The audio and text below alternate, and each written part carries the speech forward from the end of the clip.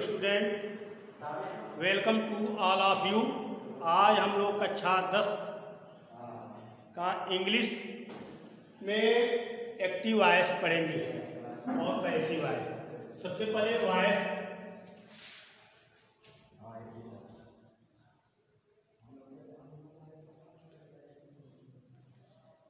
Voice को हिंदी में watch कहते हैं।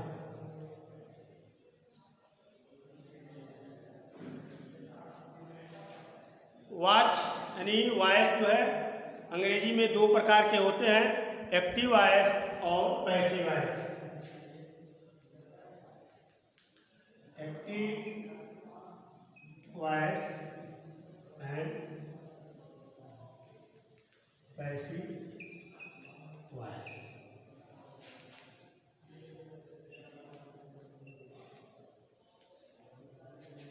Active voice and passive voice repeat watch और कट वॉच हिंदी में कहते हैं। सबसे पहले एक्टिव वॉइस समझेंगे। एक्टिव वॉइस किसे कहते हैं?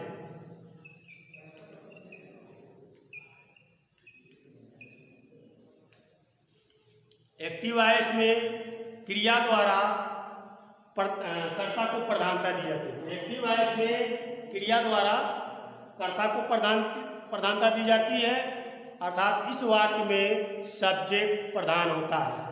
तो जिन वाक्यों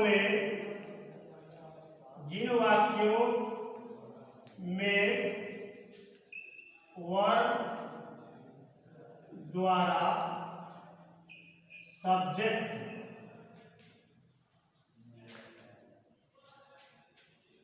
को प्रधानता दी जाती है उसे एक्टिव वॉइस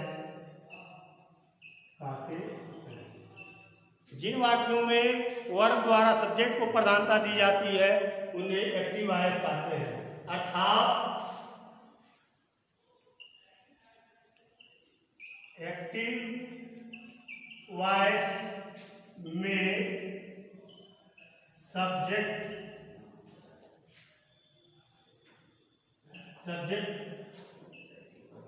प्रधान होता है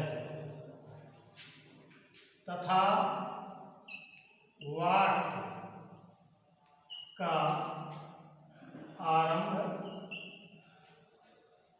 subject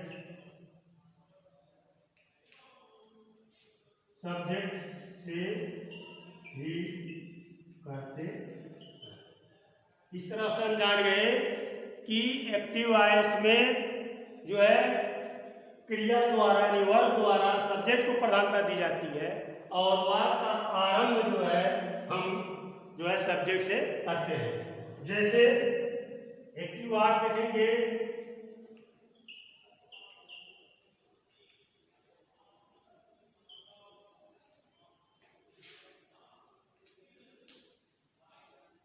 he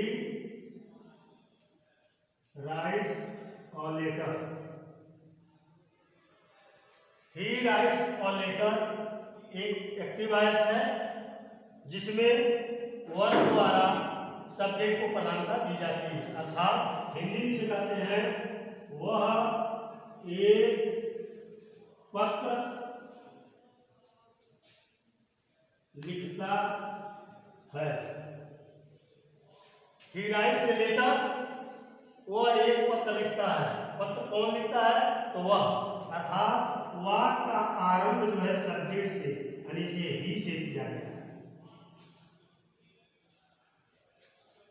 she sings A sweet song. She sings a sweet song।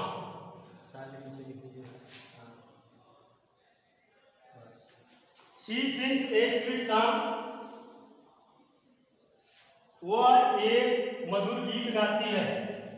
तो she sings a sweet song में सी जो है वाक्य का जो है सब्जेक्ट है और वाक्य का आरंभ सी से करते हैं, अर्थात वह एक मधुर की गाती है। इस तरह से एक्टिव वॉइस में ही और सी सब्जेक्ट हैं और वाक्य का आरंभ जो है ही और सी से करते हैं। तो जिन वाक्यों में वर्ब द्वारा सब्जेक्ट को प्रधानता दी जाती है उसे एक्टिव वॉइस कहते हैं और एक्टिव वॉइस का शुरुआत जो है सब्जेक्ट से होता है। यानी बोर्ड पर ही और सी जो है वाक्य का आरंभ जो है सेंटेंस का ही और सी से हो रहा है, इसलिए इस प्रकार के वाक्य जो है एक्टिव वॉइस कहलाते हैं। अब पूरा देखेंगे दूसरा भाग है वॉइस का पैसिव। तो पैसिव वॉइस क्या होते हैं?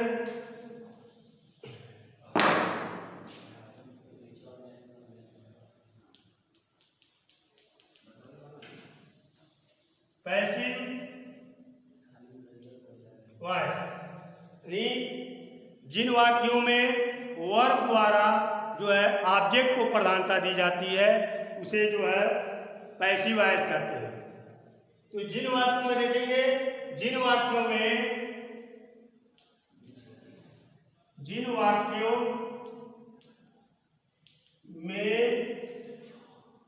वर्ब द्वारा ऑब्जेक्ट का मतलब वर्ब ऑब्जेक्ट को प्रधानता दी जाती है उसे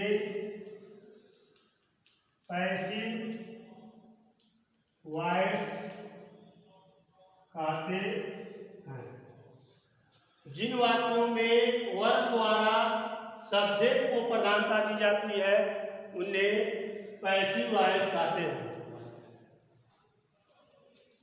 जिन वाक्यों में वर्ब द्वारा ऑब्जेक्ट को प्रधानता दी जाती है उसे पैसिव वॉइस कहते हैं, अर्थात इस प्रकार के वाक्यों में सब्जेक्ट प्रधान ऑब्जेक्ट प्रधान होता है तथा वाक्य का आरंभ जो है ऑब्जेक्ट से करते हैं।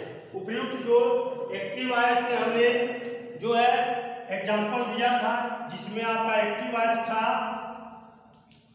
ही राइट्स अ लेटर, यानी वह एक पत्र लिखता है।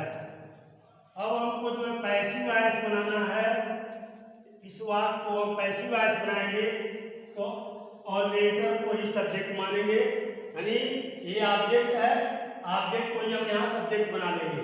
तो ऑब्जेक्ट की प्रधानता दी जाएगी, यानी ऑब्जेक्ट से शुरू करेंगे, यह हो जाएगा और लेटर इज और वर्ब का राइट का थर्ड फॉर्म है रिटेन बाई ही का इधर जाएगा तो हिम हो जाएगा। तो वह एक पत्र लिखता है तो यह एक्टिव वॉइस हो गया। एक पत्र उसके द्वारा लिखा जाता है, एक पत्र उसके द्वारा लिखा जाता है, एक पत्र उसके द्वारा लिखा जाता है। तो ये जो हो गया आपका पैसिव वॉइस, इसमें जो है ये लेटर जो है प्रधान हो गया और द्वारा जो है ऑब्जेक्ट को प्रधानता दी जाती है। दूसरा वाक्य था इसमें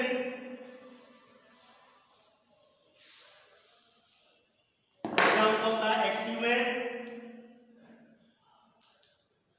सी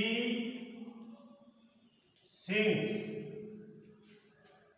ए स्वीट सॉन्ग, यानी वह एक मधुर गीत गाती है। तो पैसिव इसका होगा पैसिव।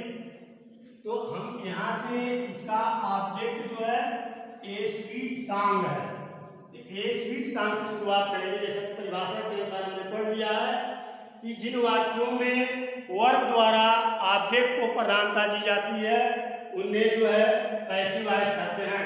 तो इस वाक्य में जो है नेटर को हम प्रधानता देंगे क्योंकि यही ऑब्जेक्ट है। तो ए sweet song is sung by her। एक मधुर गीत उसके द्वारा गाया जाता है। इस तरह से एक्टिव वॉइस तथा पैसिव वॉइस के दो भाग हैं। अब किन किन वाक्यों का पैसिव वॉइस बनाया जाता है और अंग्रेजी में कितने प्रकार के जो है टेंस होते हैं। तो अंग्रेजी में कुल जो है 12 टेंस होते हैं।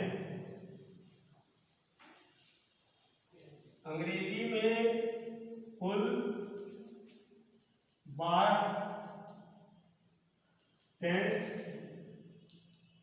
होते हैं, जिनमें से केवल 8 टेंस यानी 8 टेंस का एक्टिव से पैसिव बनाया जाता है। शेष 4 सेंटेंस का 4 टेंस का पैसिव वॉइस नहीं बनता है। वे अग्र लिखित हाँ। पहला है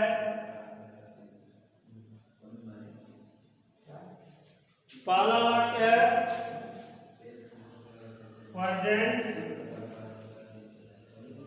perfect continuous. Present perfect continuous tense. दूसरा है पास्ट परफेक्ट कॉन्टिन्यूअस टेंस। तीसरा है फ्यूचर कॉन्टिन्यूअस टेंस तथा चौथा है फ्यूचर परफेक्ट कॉन्टिन्यूअस टेंस। अंग्रेजी में अर्थात एक्टिव के रूप में जो है 12 टेंस होते हैं। उन 12 एक्टिव टेंसों का जो है में से केवल 8 टेंसेस का एक्टिव से पैसिव बनाया जाता है।